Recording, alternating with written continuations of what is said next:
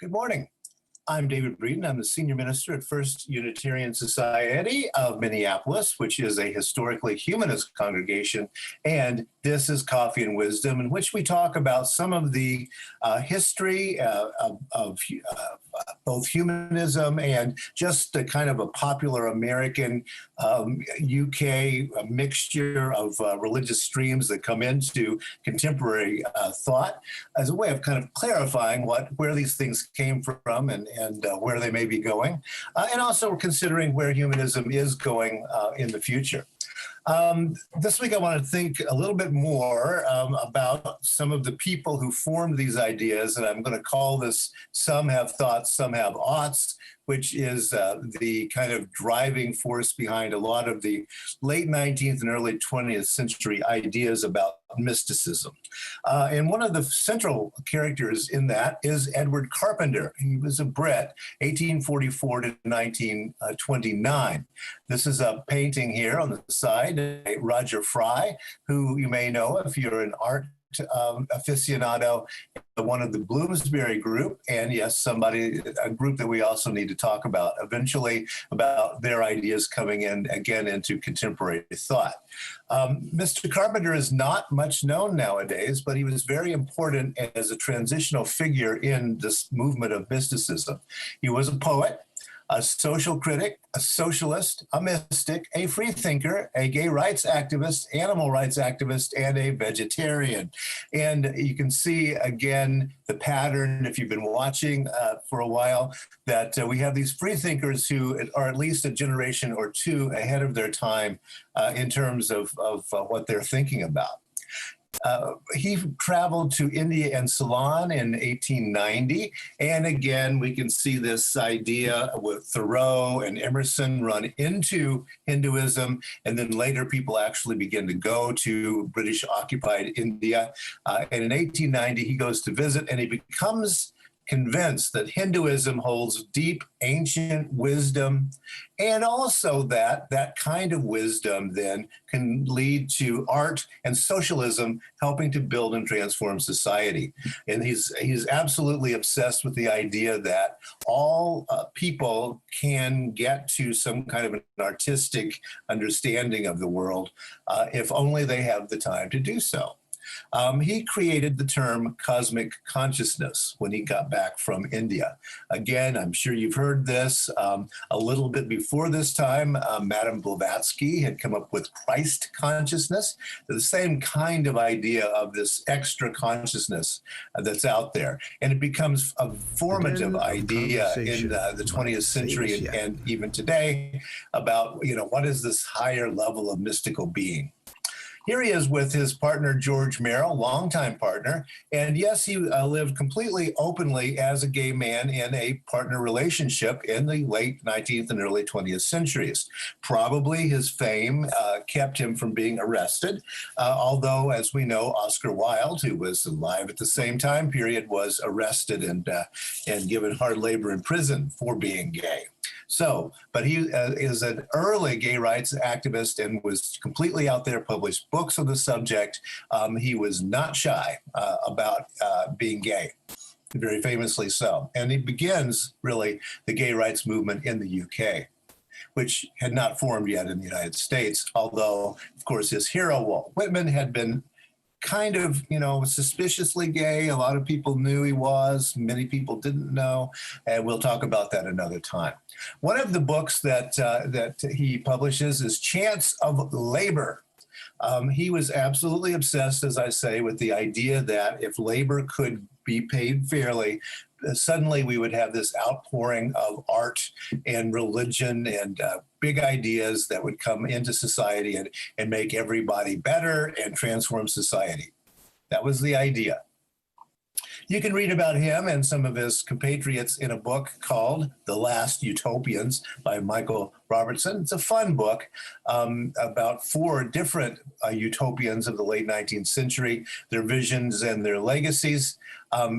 Very fun book. And of course, these are really the last people who are going to be talking about creating society as some kind of utopia, because very soon the First World War will come along and kind of dash the ideas of most people that there's any chance of improving society on any mass scale. But these folks are very, very interesting. Now, in terms of cosmic consciousness, which is where we are in terms of the ideas that feed into spirituality as it develops in the Western world, he believed, and this is a quote, in 3 great stages of consciousness. Now, number 1 is simple or animal consciousness. Now, we've talked before about utilitarians and the idea that that consciousness of animals alone makes them sentient beings who have inherent rights. And this is very important to the vegetarian movement that is developing at this time.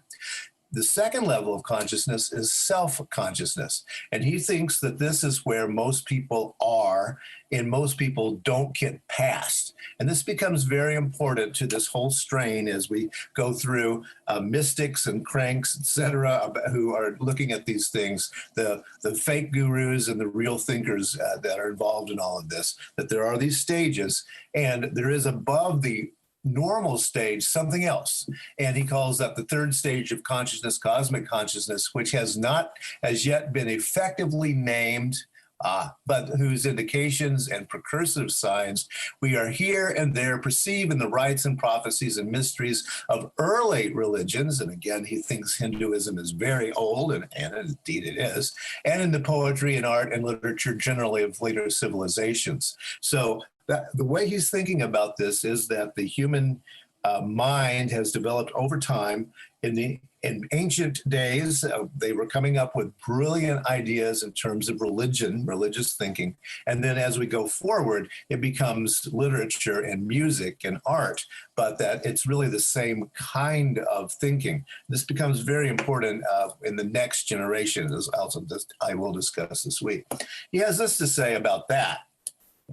How is it possible that the same phrase or concatenation of words should bear within itself meaning behind meaning, horizon after horizon of significance and suggestion? Yet such is undoubtedly the case.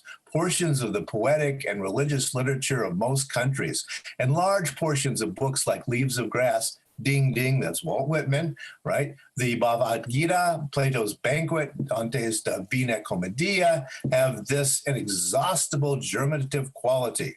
One returns to them again and again and continually finds fresh interpretations lurking behind the old and familiar words. These are the holy texts. And yes, he's got Walt Whitman in there with the Bhagavad Gita. So you see how he's mixing up the sacred and regular literature, saying all of it has some kind of prophetic, mystical meaning to it. He was a poet, and this is one of his poems. And those of you who know Walt Whitman immediately see Walt Whitman in this.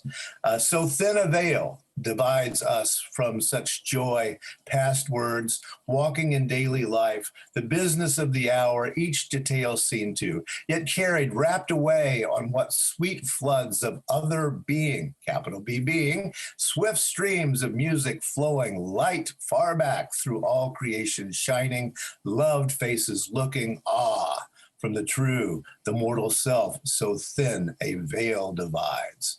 And this is classic mysticism in that there is a very thin veil between what we see in everyday reality and this other cosmic consciousness and this other way of being that is out there. And again, that's what he's going to explore, and it becomes an absolute obsession among some of the people I'm going to be talking about this week. Another book he wrote is Pagan and Christian Creeds, Their Origin and Meaning. And you can see where he's going with this. He's going to put all of literature, all of the religions together into this perennial philosophy idea that we're going to see later in the 20th century. There must be some key, some one thing that all of this keeps in mind, he keeps saying. So Edward Carpenter, absolutely fascinating man, wrote a lot of books on all kinds of subjects. Take a peek at him. He has unfortunately really been forgotten, which is an absolute shame for such a formative thinker in so many different ways. So yeah, give him a Google sometime today, and you'll find a lot of stuff out there about him. Thanks for joining us today. You can support us by going to firstunitarian.org/donate or on PayPal. You can help us keep the voice of humanism alive and well in the world. And if you want to find out more about First Unitarian Society and humanism, go to YouTube, Facebook, Twitter, and Instagram. And I'll be talking about some more mystics and cranks tomorrow. Thank you.